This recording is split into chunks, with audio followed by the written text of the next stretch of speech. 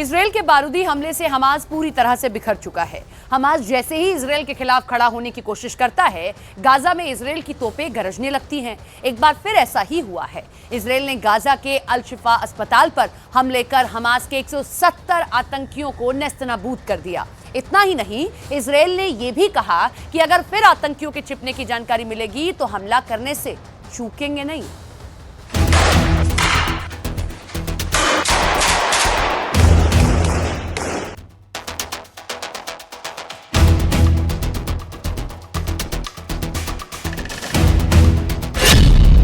शुक्रवार को इजरायल में अमेरिकी विदेश मंत्री पहुंचे।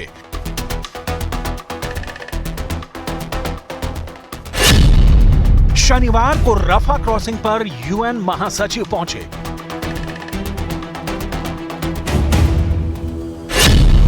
और रविवार आते आते इजरायल ने हमास के 170 आतंकियों को ढेर कर दिया।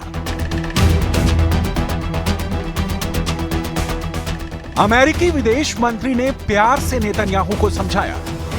फिर यूएन महासचिव ने खुद रफा क्रॉसिंग पर खड़े होकर इजरायल को थोड़ा चेताया। लेकिन इजरायल टस से मस नहीं हुआ। इजरायल ने अपना मिशन अबॉर्ट नहीं किया। इजरायल ने जो ठाना था वो करके रहा।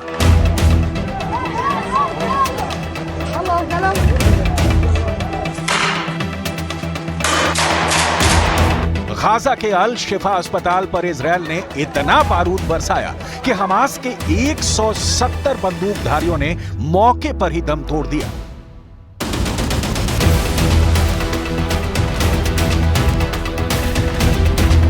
इजरायली सेना के बंदूकों से निकली गोलियों की तड़तड़ाहट से अल शिफा अस्पताल के आसपास का पूरा इलाका गूंजने लगा। अल शिफा अस्पताल के आसपास रहने वाले लोगों का दावा है कि इजरायली सेना ने अस्पताल के आसपास की सड़कों पर दर्जनों घरों और अपार्टमेंटों को निशाना बनाया।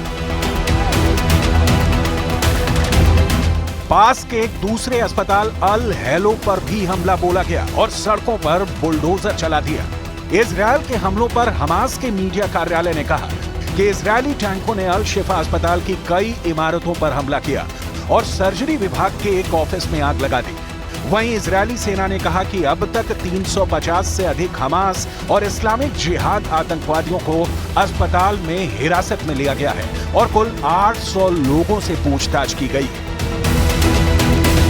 करीब एक हफ्ते पहले इजराइल ने गाजा के अल शिफा अस्पताल में सैन्य अभियान शुरू किया था। इजराइल ने दावा किया था कि हमास एक बार फिर से अल शिफा अस्पताल को अपने ठिकाने के तौर पर इस्तेमाल करना चाहता है और अपने मंसूबों को अंजाम तक पहुंचाने के लिए हमास के कुछ आतंकी अल शिफा अस्पताल में पनाह ले रखे हैं। इजराइल ने भी यह कहा था कि उनका मकसद नागरिकों को नुकसान पहुंचाने की बजाय हमास के आतंकवादियों से मुकाबला करना है।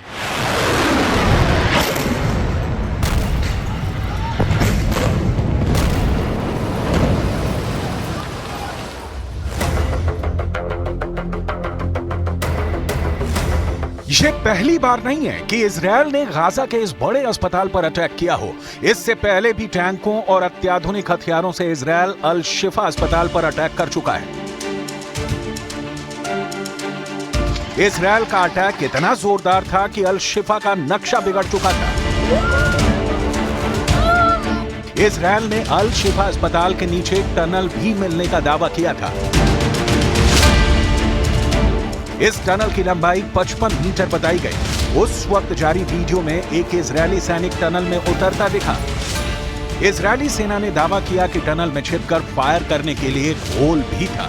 यहीं से हमास के लड़ाके अटैक कर रहे थे। उस वक्त तो इजरायली अटैक की तेजी को देखते हुए WHO ने बयान जारी कर कहा था कि गाजा पट्टी के सबसे बड़े अस्पताल अल शिफा ने काम करना बंद कर दिया और हमास नियंत्रित क्षेत्र के उत्तरी क्षेत्र में इजरायल के हमले के कारण मृतकों की संख्या बढ़ती जा रही है। अल शिफा के बाद भी इजरायली सेना ने गाजा में एक और अस्पताल को चारों ओर से टैंकों से घेरा और कार्रवाई की। इसका नाम इंडोनेशिया अस्पताल था। इसे गाजा में इंडोनेशिया की मदद से बनाया गया था। अल जजीरा की रिपोर्ट के मुताबिक इजरायली हमले में अस्पताल का सर्जरी रूम पूरी तरह से तबाह हो गया। कुछ डॉक्टरों और मरीजों की भी मौत की खबर आई। और अब एक बार फिर अटैक के बाद इजरायल की आईडीएफ ने फिर कहा कि वो अल शिफा अस्पताल से चल रही आतंकवादी गतिविधियों के खिलाफ कार्रवाई करती रहेगी। इजरायल के सैन्य अभियान पर गाजा के स्वास्थ्य मंत्रालय ने बयान जारी करते हुए दावा किया कि इस हमले में कई फिलिस्तीनियों की जान गई। दावे के मुताबिक 7 अक्टूबर से अब तक हुए इजरायली हमलों में 31,756 से अधिक फिलिस्तीनियों की मौत हो चुकी है।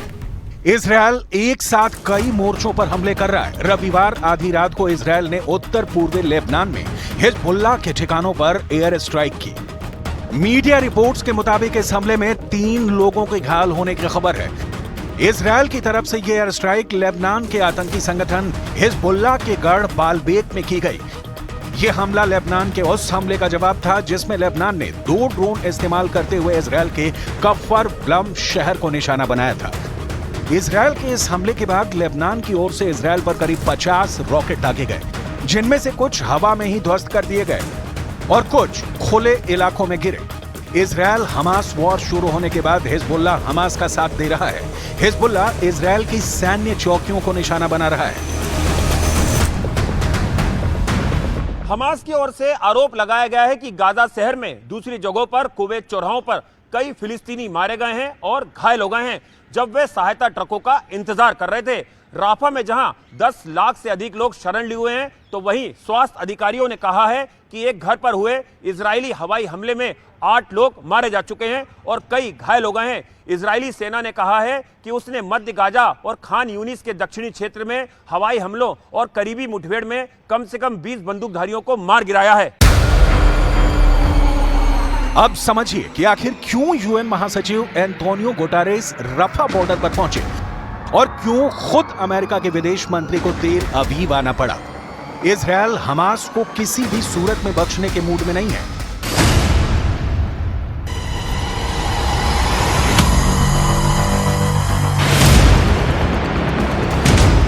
इजरायल हमास और हमास के करीबी संगठनों को लगातार जवाब दे रहा है, लेकिन मीडिया रिपोर्ट्स के मुताबिक इजरायल की कार्रवाई से गाजा में मानवीय संकट गहरा गया है। फिर भी इजरायल अब रफा में भी बड़ी कार्रवाई की तैयारी कर रहा है। गाजा की आधी से ज्यादा आबादी ने रफा में शरण ले रखी है।